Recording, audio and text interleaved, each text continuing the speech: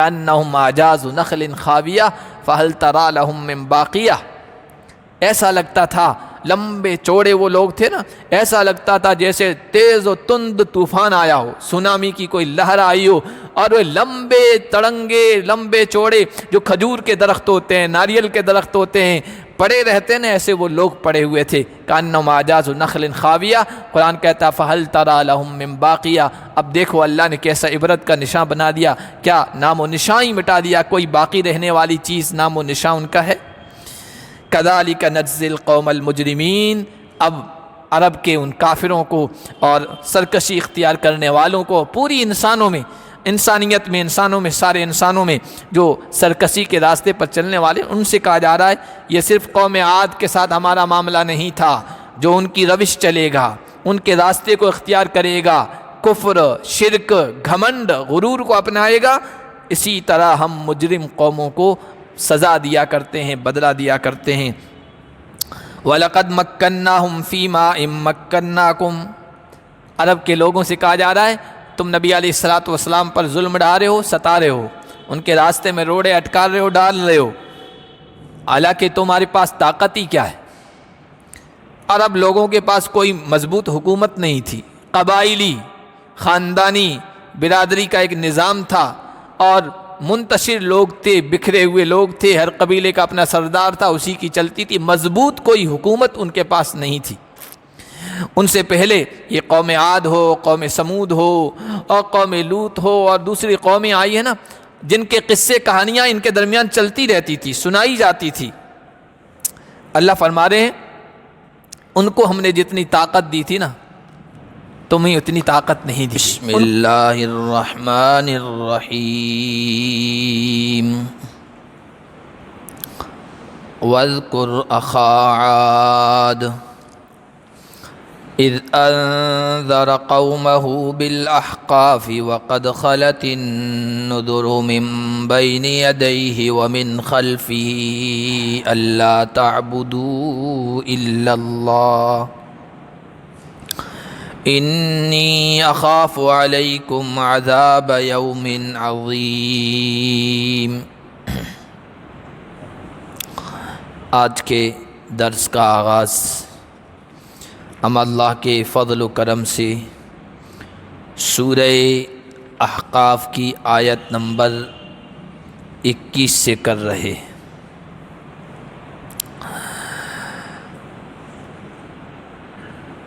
اس درس میں قوم عاد کا ذکر آئے گا، اور مختصر طور پر اشارے کے طور پر اس کے علاوہ جو بڑی طاقتور قومیں گزری ہیں اور پھر ان پر اللہ کا عذاب آیا، اس کا ذکر آئے گا۔ مکہ کے عرب کے کافروں کو یہ قصہ اور واقعہ سنا کر عبرت دلائی گئی ہے، اور انہیں بتایا گیا ہے کہ قوم عاد سے تم واقف ہو، ان کے قصے کہانیاں تمہارے درمیان بیان کی جاتی ہیں، سنائی جاتی ہیں۔ انہوں نے جو کام کیے، جس کی پاداش میں اللہ کا عذاب ان پر آیا، وہی کام تم بھی کر رہے ہو، اس لیے ہوشیار ہو جاؤ اور ان تمام کاموں کو چھوڑ دو۔ وَاذْكُرْ أَخَا عَاد، اللہ کے نبی صلی اللہ علیہ وسلم سے کہا گیا کہ آپ عاد کے بھائی کا ذکر کیجیے۔ عاد کے بھائی حضرت ہود علیہ السلام تھے۔ یہ اخوت اور بھائی چارگی خونی رشتے کی وجہ سے تھی۔ بھائی پناہ جو ہوتا ہے وہ کبھی علاقے کی وجہ سے ہوتا ہے، کبھی ملک کی وجہ سے ہوتا ہے، کبھی زبان کی وجہ سے ہوتا ہے کہ ایک ہی زبان لوگ بولتے ہیں، اس کی وجہ سے آپس میں بھائی بھائی کہتے ہیں، کبھی خونی رشتہ ہوتا ہے اور کبھی ایمانی رشتہ ہوتا ہے۔ حضرت ہود علیہ السلام کو جو عاد کا بھائی کہا گیا، یہ قومی رشتے کی وجہ سے کہا گیا، خونی رشتے کی وجہ سے۔ اذ انذر قومہ بالاحقاف، جب انہوں نے اپنی قوم کو ڈرایا احقاف میں۔ احقاف لمبے چوڑے موڑ لیے ہوئے ریت کے ٹیلوں کو کہتے ہیں۔ قوم عاد جس جگہ آباد تھی وہاں ریت کے لمبے لمبے ٹیلے تھے، اور آج بھی ہیں، اور یہ بہت لمبا چوڑا علاقہ تھا، تقریباً 2 لاکھ مربع میل کا یا اتنا لمبا چوڑا تھا۔ نجد سے لے کر حضرموت تک، عمان سے لے کر یمن تک کے بیچ کا یہ لمبا چوڑا حصہ تھا، خطہ زمین تھا جہاں قوم عاد آباد تھی، اور کسی زمانے میں یہ بڑا سرسبز و شاداب ہرا بھرا علاقہ تھا، ترقی یافتہ علاقہ تھا۔ اس کے بعد اللہ کا عذاب اس قوم پر نافرمانی کی وجہ سے آیا، اور یہ پورا علاقہ بنجر زمین بن گیا ہے، وہاں صرف ریت کے ٹیلے ہیں اور ریگستان ہے، نہ کوئی سرسبزی و شادابی ہے اور نہ کوئی کھیتی ہے، اور اتنا زبردست وہ ریت کا صحرا ہے، ڈیزرٹ ہے۔ اس کو آپ اگر جغرافیہ میں پڑھیں گے، اور آج کل ہم بہت ساری چیزیں ریسرچ کی اور تحقیق و تلاش کی آ گئی ہے، الدہنا لکھ کر یا الربع الخالی لکھ کر آپ سرچ کریں گے نا تو آپ کے سامنے وہ پورا صحرا آ جائے گا، پورا علاقہ آ جائے گا۔ یہاں جہاں پر ریت کے ایسے زبردست ٹیلے ہیں جو طوفانوں میں ہوا کے چلتے وقت ایک جگہ سے دوسری جگہ منتقل ہو جاتے ہیں، اور آپ کوئی چیز اس ریت کے ٹیلے میں چھوڑ دو، تھوڑی دیر کے بعد وہ دب جائے گی، ختم ہو جائے گی، چھپ جائے گی۔ اس طرح کے ریت کے ٹیلے ہیں۔ عرب کے جو بدو ہیں اور جو وہاں کے پرانے لوگ ہیں نا، وہ وہاں جاتے ہیں یا سیاحوں کو، گھومنے والوں کو لے جاتے ہیں۔ ایسے اگر کوئی چلا جائے بغیر گائیڈ کے تو ریت کے ٹیلوں میں وہاں دب کر ختم ہو جائے گا، بھول بھلیوں میں ہو جائے گا، شکار ہو جائے گا، اور واپسی کا راستہ انہیں نہیں ملے گا۔ تو آج وہاں جہاں کبھی ایک ترقی یافتہ اپنے زمانے کی طاقتور قوم آباد تھی، آج وہاں صحرا ہی صحرا ہے، ریگستان ہے، ریت کے ٹیلے ہیں، جنگل ہے، بنجر زمین ہے۔ جب انہوں نے اپنی قوم کو ڈرایا احقاف میں، وَقَدْ خَلَتِ النُّذُرُ مِن بَيْنِ يَدَيْهِ وَمِنْ خَلْفِهِ أَلَّا تَعْبُدُوا إِلَّا اللَّهَ، انہوں نے جب یہ اپنی قوم سے کہا میں اللہ کا رسول ہوں، اللہ کا پیغمبر ہوں، تو انہوں نے بڑے تعجب کی نگاہ سے دیکھا۔ حالانکہ اللہ فرماتے ہیں ان کے آگے ان کے پیچھے بہت سارے ڈرانے والے اللہ کے پیغمبر آئے، وہ کوئی انوکھے چیز نہیں تھے، انوکھے نبی نہیں تھے، انوکھے انسان نہیں تھے۔ رسولوں اور پیغمبروں کا سلسلہ پہلے بھی چلتا رہا، بعد میں بھی چلتا رہا۔ انہوں نے وہی پیغام دیا جو تمام پیغمبروں کا پیغام ہوتا ہے، اللہ تعبدوا الا اللہ، اللہ کے علاوہ کسی کی عبادت نہ کرو۔ انی اخاف علیکم عذاب یوم عظیم، میں تم پر بڑے دن کے عذاب سے ڈرتا ہوں،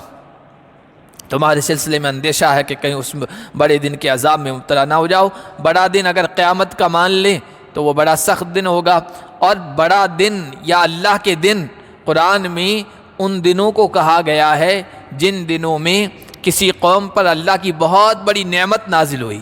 بہت بڑا احسان ہوا، یا کسی قوم پر اللہ کا عذاب آیا ہے، ان دنوں کو بھی بڑا دن کہا گیا ہے، اللہ کے دن کہا گیا ہے۔ وَذَكِّرْهُمْ بِأَيَّامِ اللَّهِ، ابھی پچھلے 25ویں پارے میں ہم پڑھ چکے ہیں، اور 13ویں پارے میں بھی اللہ نے ذکر کیا ہے، اے نبی آپ ان کو یاد دلائیے اللہ کے دن۔ اب اللہ کے دن کون سے ہیں؟ تو پھر علماء نے لکھا کہ وہ دن جس دن میں اللہ کی طرف سے کسی قوم پر یا تو بڑا احسان ہوا، بڑی نعمت نازل ہوئی، جیسا کہ بنی اسرائیل کو فرعون کے ظلم سے نجات ملی، سمندر کے اندر ان کے لیے راستے بنے، آگے صحرائے سینا میں پہنچے تو وہاں پانی کے چشمے پتھر سے جاری ہوئے، بادلوں کا سایہ ہوا، منہ و سلوہ کا کھانا ان کے لیے اللہ کی طرف سے نازل کیا گیا، یہ اللہ کے بڑے دن تھے۔ یا کسی قوم پر بڑا اللہ کا عذاب آیا، وہ بھی یوم عظیم کہلاتا ہے یا ایام اللہ کہلاتے ہیں۔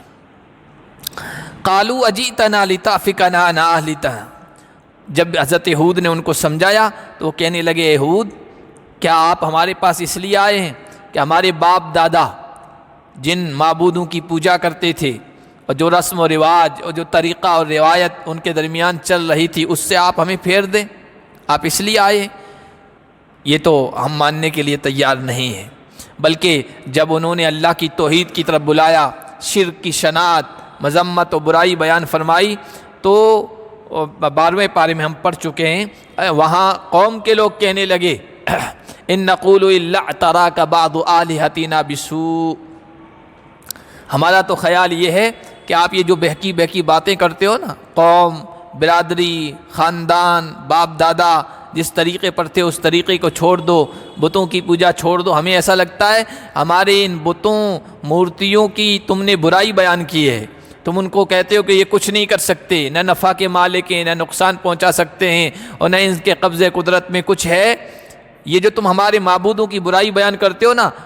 ہمیں ایسا لگ رہا ہے کہ ان معبودوں کی پھٹکار تمہیں لگ گئی جس کی وجہ سے تمہارا دماغ چل گیا ہے، بے وقوف ہو گئے ہو اور پاگل ہو گئے ہو، ان نقول الا اعتراک بعض آلہتنا بسوء۔ لیکن وہ تو اللہ کے پیغمبر تھے، ان کا عقیدہ تھوڑی ڈھگمگ ہو سکتا ہے، ڈھلملا سکتا ہے، کمزور ہو سکتا ہے، کمزور عقیدے کا انسان ہونا تو ایسی باتوں سے متاثر ہو جاتا ہے، ذرا سی تکلیف ہو گئی، بھائی تم نے فلاں بت کو ایسا کہا تھا، اور فلاں غیر اللہ کے بارے میں، اور فلاں کسی پیر کے بارے میں، فلاں مزار کے بارے میں تم نے غلط بات کہی تھی، دیکھو تمہیں نقصان پہنچ رہا ہے، اور اس طرح کی بات سے آدمی متاثر ہو جاتا ہے۔ حضرت غالباً ایک زنیرہ ہیں یا ایک صحابیہ تھی، ان کا واقعہ کبھی میں نے بیان کیا ہوگا کہ کفار مکہ نے بہت ستایا ان کو، ظلم کیا، زیادتی کی، اتنا ظلم زیادتی کی، مارا پیٹا کہ آنکھوں کی بینائی چلی گئی۔ جب آنکھوں کی بینائی چلی گئی، وہ نابینا ہو گئی، تو مکہ کے لوگ کہنے لگے کہ دیکھو ہمارے بتوں کو اور مورتیوں کو، دیویوں کو، دیوتاؤں کو انہوں نے چھوڑ دیا، ان کی برائی بیان کرنے لگے، ان کے ہاتھ میں قبض قدرت میں کچھ بھی نہیں ہے، سب کچھ اللہ کرنے والا ہے، ہمارے دیوی دیوتاؤں کو انہوں نے برا بلا کہا، دیکھو یہ اندھی ہو گئی، نابینا ہو گئی۔ ایسے موقع پر اچھا خاصا انسان وہم کا شکار ہو جاتا ہے، ہو سکتا ہے ایسا ہو سکتا ہے یہ کرنے کی وجہ سے میری آنکھوں کی بینائی چلی گئی ہو۔ یعنی عورتیں تو دور کی بات ہے، مرد بھی عقیدے کی کمزوری میں مبتلا ہو جاتے ہیں، وہم میں مبتلا ہو جاتے ہیں، لیکن وہ اللہ کی بندی کہنے لگی تمہارے دیوی دیوتاؤں کی کوئی پھٹکار مجھے نہیں لگ سکتی، اللہ کی مرضی یہی تھی۔ اللہ کے نبی صلی اللہ علیہ وسلم تک ان کے یہ بول، ان کی یہ باتیں پہنچی نا، بہت خوش ہوئے اور دعائیں دی، اللہ کے بارگاہ میں ہاتھ اٹھائے، اور اللہ نے نبی صلی اللہ علیہ وسلم کی دعا کی برکت سے ان کی بینائی بھی واپس لوٹا دی، واپس وہ دیکھنے والی بن گئی۔ تو ایسے موقع پر آدمی جلد وہم کا شکار ہو جاتا ہے عقیدے کی کمزوری کی وجہ سے۔ حضرت ہود تو پیغمبر تھے، کہنے لگے کہ بھائی کرنے والی، انی توکلت علی اللہ ربی و ربکم ما من دابۃ الا هو آخذ بناصیتها ان ربی علی صراط مستقیم۔ تم کچھ بھی دعوے کرتے رہو اپنے دیوی دیوتاؤں کے بارے میں نے تو اللہ پر بھروسہ کر لیا ہے، توکلت علی اللہ ربی و ربکم، ساری چیزوں کی پیشانی اسی کے قبضے قدرت میں ہے، کوئی کچھ نہیں بگاڑ سکتا، سب اس کے ہاتھ میں ہے، اس کے قبضے میں ہے، نفع نقصان میرے رب کے ہاتھ میں ہے، اور وہ صراط مستقیم پر ہے، توحید پر چلنے والا اس کو پاتا ہے۔ کہنے لگے کہ اے ہود تم ہمارے پاس اس لیے آئے ہو کہ ہمارے باپ دادا کے جو معبود تھے ہمارے، ان سے تم ہمیں پھیر دو، فاتنا بما تعدنا ان کنت من الصادقین، اگر تم سچے ہو تو جس چیز کا وعدہ کر رہے ہو دکھا دو۔ چونکہ اللہ کے پیغمبر ہمیشہ اپنی قوم کو یہ کہتے آئے ہیں کہ دیکھو اللہ کی نافرمانی کرو گے اور سرکشی کے راستے پر چلو گے، کفر و شرک پر ضد اور اصرار کرتے رہو گے تو پھر اللہ کا عذاب آئے گا، یہ وعدہ ہوتا تھا۔ تو کہنے لگے جو وعدہ کرتے ہو دکھا دو۔ قال انما العلم عند اللہ، حضرت ہود نے کہا کہ بھائی عذاب کب آئے گا، کس طرح آئے گا، اور کس قوم کو کب اللہ کے عذاب میں گرفتار کیا جائے گا، یا ان کو مہلت کتنی دی جائے گی، کب تک چھوٹ دی جائے گی، اس کا علم مجھے نہیں ہے، اس کا علم تو صرف اللہ کے پاس ہے۔ وَأُبَلِّغُكُم مَّا أُرْسِلْتُ بِهِ، عذاب کب آئے گا، کس طریقے کا آئے گا، کتنی مہلت ملے گی، یہ میرا رب بتاتا تو میں بتاتا ہوں، یہ میرے پاس نہیں ہے، میں تو تمہیں وہ بات پہنچاتا ہوں، وہ پیغام پہنچاتا ہوں جو مجھے دے کر بھیجا گیا ہے۔ مجھے اللہ نے جو میری ڈیوٹی، جو میرا فریضہ ہے، میری ذمہ داری وہ یہ ہے کہ اللہ کی توحید کا پیغام تم کو پہنچاؤں، اور شرک کی شناعت اور برائی کے بارے میں تمہیں بتاؤں، اس کے انجام کے بارے میں بتاؤں، وہ میں کر رہا ہوں۔ وَلَكِنِّي أَرَاكُمْ قَوْمًا تَجْهَلُونَ، لیکن میں تمہیں دیکھ رہا ہوں کہ تم ایسے لوگ ہو جو نادان ہو، جہالت میں مبتلا ہو، بے وقوفی میں مبتلا ہو۔ بے وقوف ہی انسان یا بے وقوف قوم ہوگی جو اتنی نڈر ہو جائے کہ اللہ کے عذاب کو چیلنج کرنے لگ جائے یا اللہ کے عذاب کا مطالبہ کرنے لگ جائے کہ بھئی اللہ کا عذاب لے آؤ ہم پر۔ یہ بے وقوفی کی باتیں ہیں، جہالت کی باتیں ہیں۔ فَلَمَّا رَأَوْهُ عَارِضًا مُسْتَقْبِلَ أَوْدِيَتِهِمْ، پھر کیا ہوا؟ وہ کفر پر جمے رہے،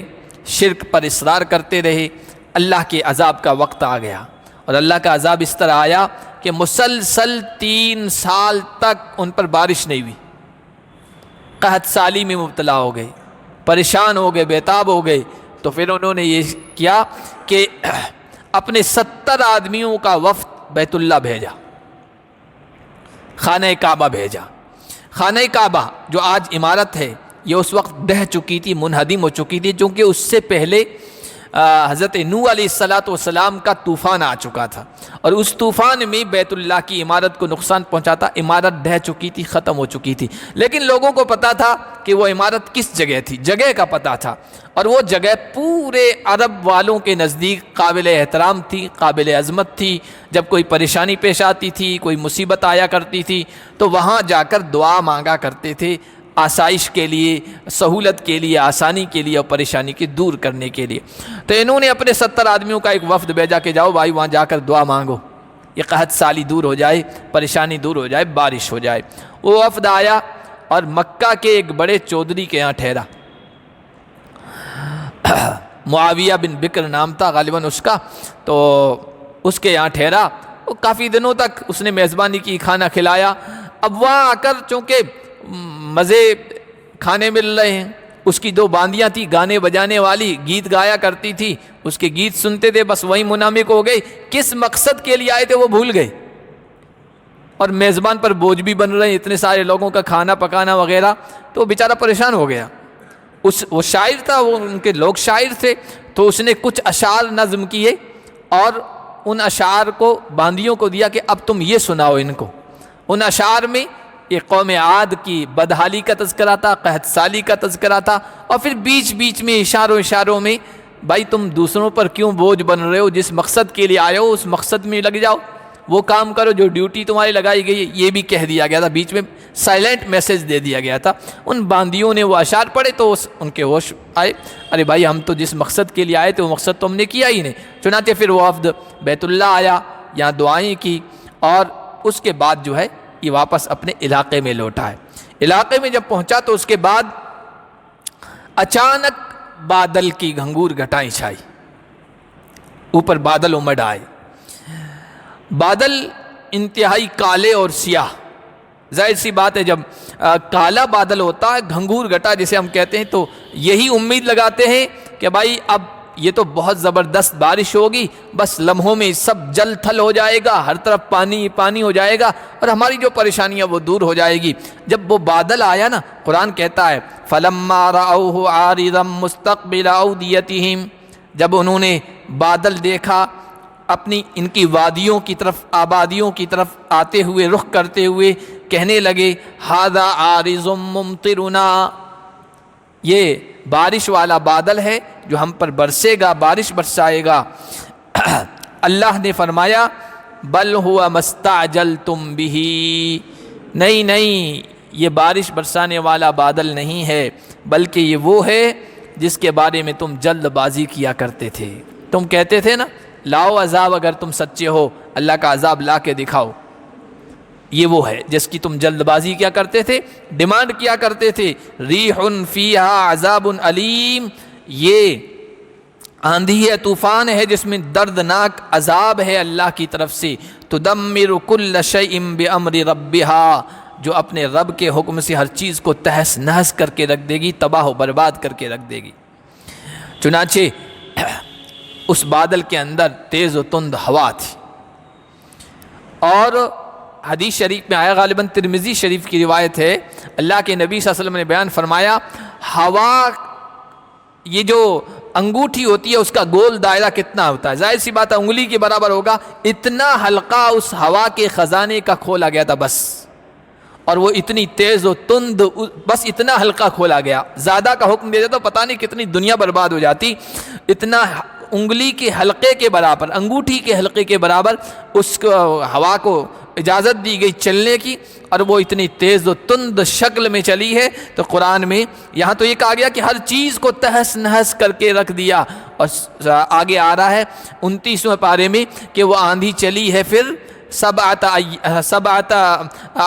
لیال و ثمانیۃ ایام، 7 لیال و 8 ایام، 7 راتیں اور 8 دن مسلسل وہ چلتی رہی ہے، اور اتنی تیزی کے ساتھ کہ جو جانور تھے، جو انسان تھے، ان کو اوپر لے جا کر نیچے پٹکائے،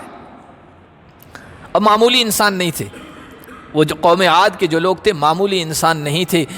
بڑے ڈیل ڈول والے، قد و قامت والے، باڈی کے اعتبار سے ان کے برابر کوئی آیا ہی نہیں آج تک۔ خود اللہ پیدا کرنے والا کہہ رہا ہے کہ التی لم یخلق مثلها فی البلاد، اس اللہ کی دھرتی پر، اس ملک میں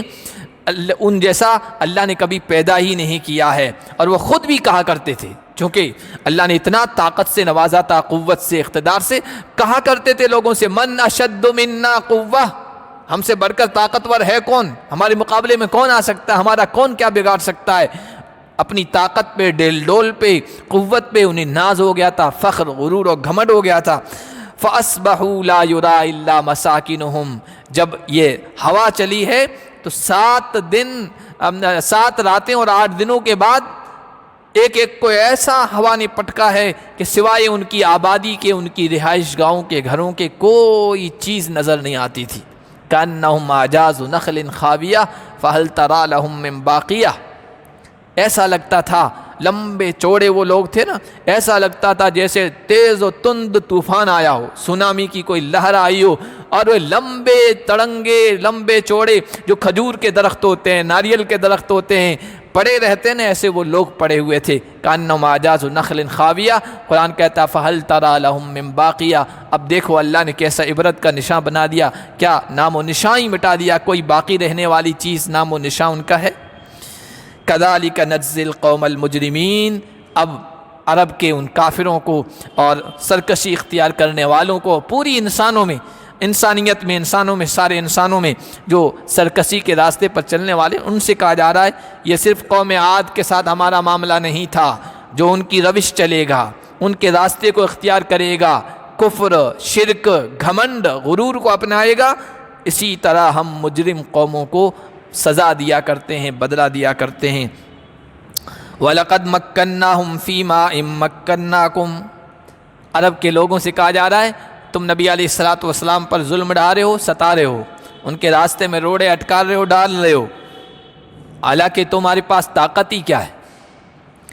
عرب لوگوں کے پاس کوئی مضبوط حکومت نہیں تھی، قبائلی، خاندانی برادری کا ایک نظام تھا، اور منتشر لوگ تھے، بکھرے ہوئے لوگ تھے، ہر قبیلے کا اپنا سردار تھا، اسی کی چلتی تھی، مضبوط کوئی حکومت ان کے پاس نہیں تھی۔ ان سے پہلے یہ قوم عاد ہو، قوم سمود ہو، اور قوم لوط ہو، اور دوسری قومیں آئی ہیں نا، جن کے قصے کہانیاں ان کے درمیان چلتی رہتی تھی، سنائی جاتی تھی۔ اللہ فرما رہے ہیں ان کو ہم نے جتنی طاقت دی تھی نا، تمہیں اتنی طاقت نہیں دی ہے۔ ان کو جتنی مضبوطی تھی، ان کو جو ترقی دی تھی، ان کی جو تہذیب تھی، ان کا جو کلچر تھا، تم ان کا 10واں حصہ بھی نہیں ہو۔ وہ طاقت و قوت کا 10واں حصہ بھی ہم نے تم کو ما بلغوا معشار ما آتیناہم، ہم نے تم کو نہیں دی ہے، تو تم کیوں اللہ کے رسول کا انکار کر رہے ہو؟ کیوں کفر پر جمے ہوئے ہو؟ کیوں شرک کو اختیار کیے ہوئے ہو؟ ان کو نہیں چھوڑا، کتنے زبردست لوگ تھے۔ وَجَعَلْنَا لَهُمْ سَمْعًا وَأَبْصَارًا وَأَفْئِدَةً، ہم نے ان کے کان بنائے، آنکھیں بنائی، دل بنائے، صحیح بات کو سننے کے لیے، سچی صحیح چیزوں کو دیکھنے کے لیے، غور و فکر کرنے کے لیے۔ فَمَا أَغْنَىٰ عَنْهُمْ سَمْعُهُمْ وَلَا أَبْصَارُهُمْ وَلَا أَفْئِدَتُهُمْ مِنْ شَيْءٍ إِذْ كَانُوا يَجْحَدُونَ، جب انہوں نے اللہ کی آیات کا انکار کیا تو پھر ان کے کان، ان کی آنکھیں، ان کے دل، ان کے دماغ جن کو انہوں نے استعمال کیا اور ترقی کی بڑی منزلیں طے کی، بڑے مرتبے پائے اور دنیا میں بڑی زبردست انہوں نے عمارتیں بنائی اور اپنے ترقی کے سامان کیے، لیکن جب آنکھ کان دل کا صحیح استعمال نہیں کیا، اللہ کے عذاب کے مقابلے میں ان کے کچھ بھی یہ چیزیں کام نہیں آئی۔ تم سے زیادہ وہ طاقتور تھی،